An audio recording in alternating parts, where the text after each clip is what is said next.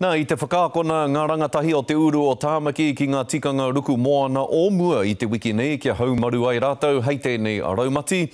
Ko te ingoa o te akoranga nei ko ngā kawa o Tangaroa, nā te whānau o Waipareira i whakahaere nā ngā poari a hapori o Massey me Henderson i tautoko a Pūtea. Ko te ngako o te akoranga nei kia mārama ngā rangatahi me pēhea te kohi mā taitai, ruku kai moana i roto i ngā whakaaro ki te orangatanga me te haumarutanga. Nei rā, a te o Kiwa McLean. He ruku i ngā re tōtanga ki ngā kawa o Tangaroa.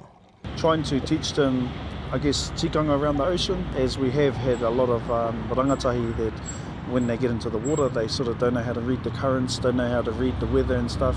He mea whakangungu e nei tamariki ki ngā tikanga o te ruku moana mo ngā marama e whā, ko ngā wheakoranga te tino i tō e pūrangi aho ai rātau ki ngā tikanga o te whakaemi kai mō te whānau. The program wasn't just about the tikanga and the life skills, but it was also about social skills, and the program helped them to be able to thrive in challenging situations. Nō te rā apa kua hori i oti ai te kaupapa nei mō te tau, hei tā Busby he oranga ngākau, he piki ngā wairua. Our kids walking, looking proud, and that sort of that whakamana process of bringing kai home and contributing back to the family. Me tāna whakahau ki te motu.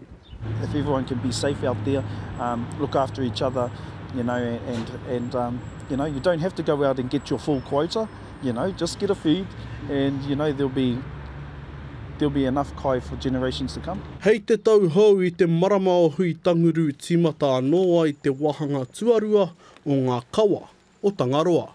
Te o Kiwa McLean, te karere.